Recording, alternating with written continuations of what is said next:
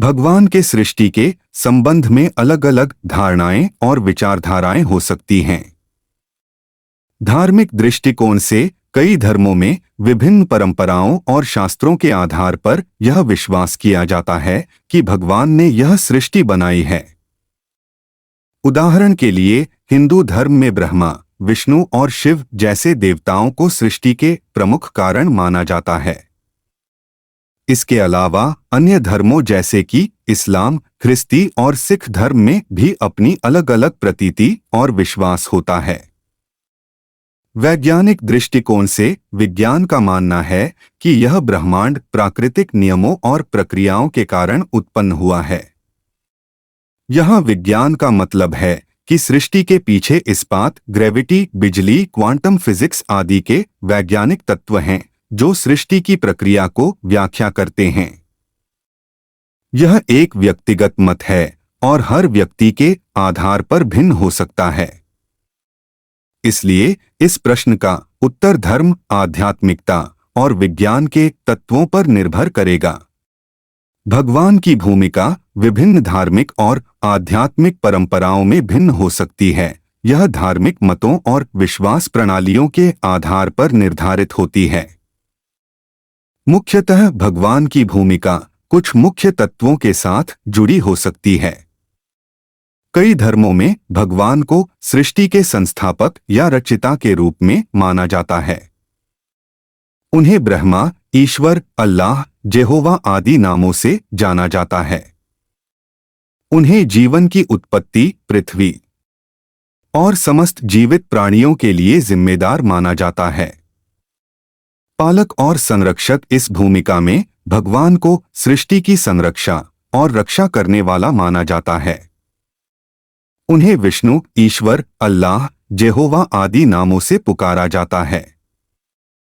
इस भूमिका में भगवान मानवता की संरक्षा, धर्म की स्थापना और दुष्टों और अधर्मियों के प्रतिकार करने की क्षमता रखते हैं।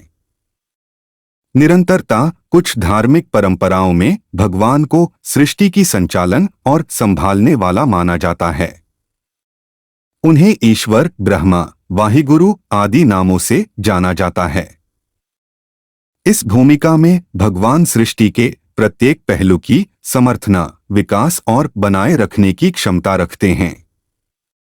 इनमें से प्रत्येक भूमिका विभिन्न धर्मों और आध्यात्मिक परंपराओं में विविधता प्रदर्शित करती है। यह धार्मिक मतों, आचार्यों और संप्रदायों के आधार पर भिन्न होती है और अलग अलग धर्मों की धारणाओं के साथ जुड़ी हो सकती है। भगवान के बारे में धार्मिक और आध्यात्मिक परंपराओं में विभिन्न विचार और धारणाएं हैं। इनमें से प्रत्येक परंपरा अपनी अद्वितीयता के अनुसार भगवान की उत्पत्ति और उसके स्थान को बयां करती है। हिंदू धर्म के अनुसार भगवान ब्रह्मा, विष्णु और शिव जैसे देवताओं को सृष्टि के कारण माना जाता है। उन्हें सर्वोच्च परमेश्वर के रूप में जाना जाता है जो सभी सृष्टि का निर्माण करते हैं और उन्हीं के द्वारा सभी वस्तुएं पालित और संचालित होती हैं।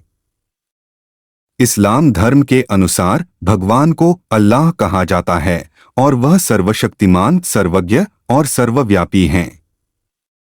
उन्हें अनंत और आदि रूपी माना जाता है जो सृष्टि के आदि और अंत हैं। ख्रिस्ती धर्म में ईसा मसीह, यीशु को भगवान के पुत्र और सभी सृष्टि के संरक्षक रूप में माना जाता है। उन्हें परमेश्वरीय रूप से जाना जाता है जो सृष्टि के लिए पूर्णता, प्रेम और रक्षा के स्रोत के रूप में प्रतिष्ठित हैं। इस प्रकार भगवान की उत्पत्ति और स्थान को लेकर विभिन्न धर्मों और आध्यात्मिक परंपराओं में विशेष धारणाएं होती हैं।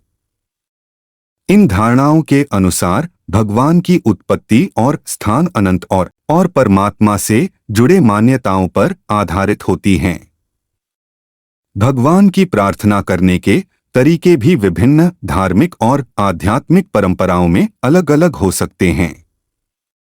यहाँ कुछ आम तरीके दिए जा रहे हैं जो भगवान की प्रार्थना करने में माध्यम हो सकते हैं। ध्यान और ध्यानाभ्यास मन को शांत करके ध्यान करने से भगवान की प्रार्थना की जा सकती है।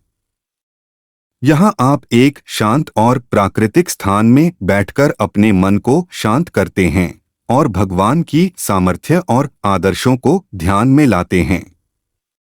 पूजा और आराधना। धार्मिक परंपराओं में पूजा और आराधना का महत्व होता है। इसमें आप भगवान के मूर्ति या प्रतीक को पूजते हैं, उन्हें चादर, फूल, दीप आदि से सजाते हैं और उनके सामर्थ्य और महिमा का आदर करते हैं। मंत्र जप। बहुत से धार्मिक प्रथाओं में मंत्र जप का महत्व माना जाता है। यहाँ आप भगवान के नाम, मंत्र या मंत्रों को ध्यानपूर्वक जपते हैं। इसके माध्यम से मन को एकाग्र किया जाता है और भगवान के समीपता का अनुभव होता है। श्रद्धा और विश्वास। भगवान की प्रार्थना करते समय श्रद्धा और विश्वास का महत्व होता है। आपकी प्रार्थना को आदर्श रूप में किया जाना चाहिए, विश्वास के साथ कि भगवान आपकी प्रार्थनाएं सुन रहे हैं और आपकी सहायता कर रहे हैं।